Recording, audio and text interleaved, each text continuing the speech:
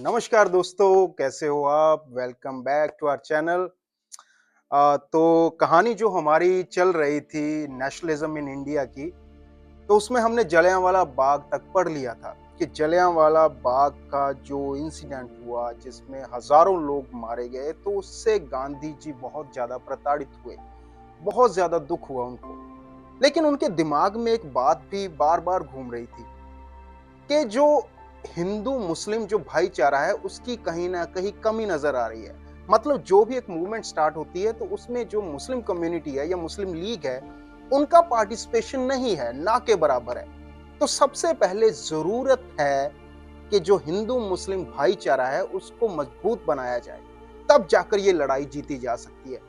तभी गांधी जी ने डिसाइड किया नॉन कोऑपरेशन मूवमेंट स्टार्ट करने का।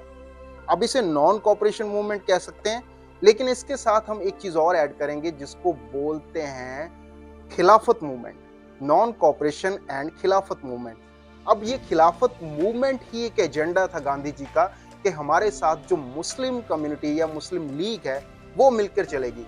अब कैसे कन्वेंस किया मुस्लिम लीडर्स को? तो गांधी जी ने जो हवाला दिया वर्ल्ड वॉर का, कि वर्ल्ड वॉर वन में जैसे ऑटोमन एम्पायर जो तुर्किश एम्पायर था, मुस्लिम एम्पायर था, वो हार चुका है।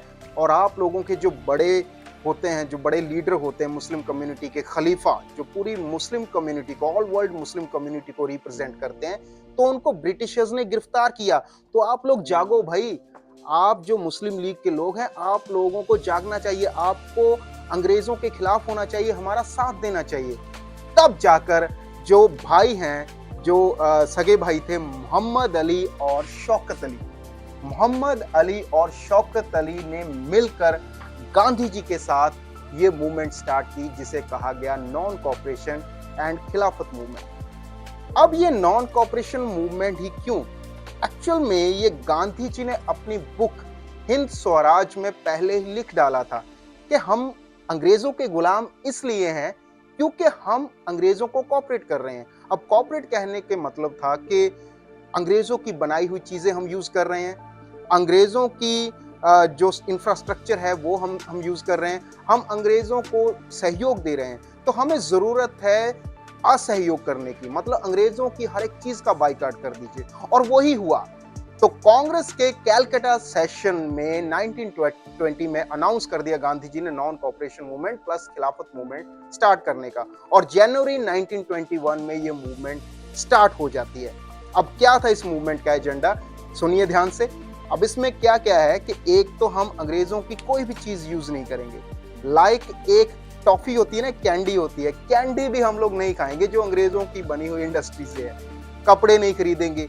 इवन यही स्टेप्स लिए भी गए। उनके जो स्कूल्स हैं, जो कॉलेजेस हैं, उनमें हमारे बच्चे नहीं पढ़ेंगे, हम लोग जॉब्स नहीं करेंगे। तो बहुत सहयोग मिला गांधी जी को उस मूवमेंट का। लेकिन वो मूवमेंट ज्यादा सक्सेस नहीं हो पाई। अब इसका रीजन क्या था?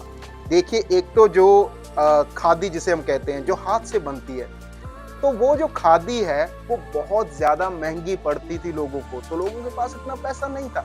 और दूसरी चीज है कि जो लोग जॉब छोड़कर घर में बैठ जाएंगे या जॉब छोड़कर जो गांधी जी के साथ मूवमेंट में सहयोग करेंगे, वो अपना घर कैसे चलाएंगे, उनको इनकम कैसे होगी? तो ये रीजंस काफी जो इसके पीछे थे।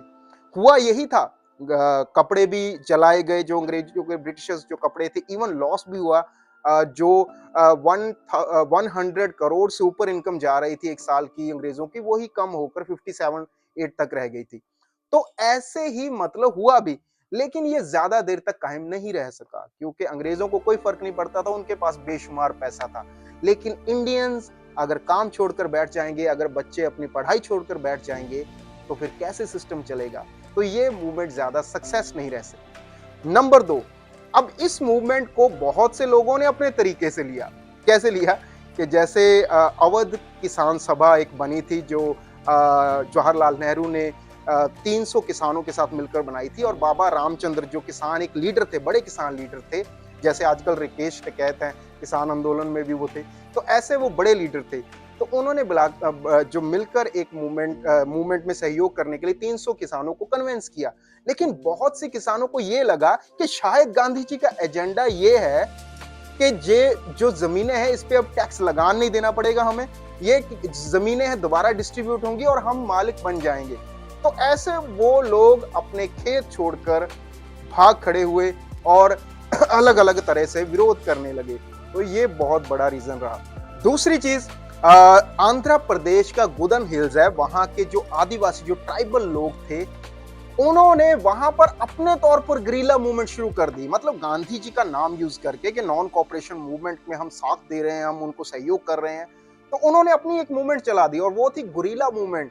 कि जितने भी हम लोग लोग हैं, ये गुरिल्ला मूवमेंट क्या होती है कि हम रात को या चोरी छिपे हमला करेंगे किन पे, जो अंग्रेजों के पिट्ठू हैं, पिट्ठू लाइक जो तालुकदार है, जो मर्चेंट्स रहते हैं, जो व्यापारी रहते हैं, जो अंग्रेजों और आम लोगों में मेडिएटर का काम करते हैं, तो उन पर हमले शुरू कर दिए, उनको मारना भी शुरू कर दिया।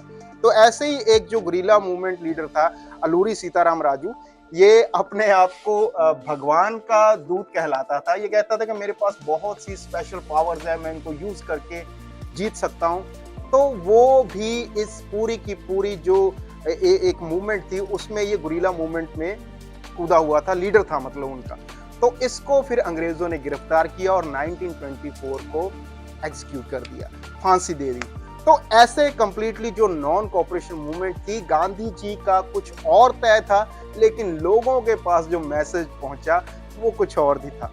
तो ऐसे ये काफी रीजंस थे नॉन कॉपरेशन मूवमेंट अनसक्सेस होने के। तो तकरीबन तकरीबन ये नॉन कॉपरेशन मूवमेंट एक बार फेल हो जाती है। मतलब जितना टाइम चलती है, हालांकि बहुत से लोगों का सहयोग था इस मूवमेंट को, लेकिन ये कुछ रीजंस हुए जिससे ये मूवमेंट सक्सेस नहीं हो पाई। तो दोस्तों, आज नॉन कॉपरेशन मूवमेंट हमने पढ़ा।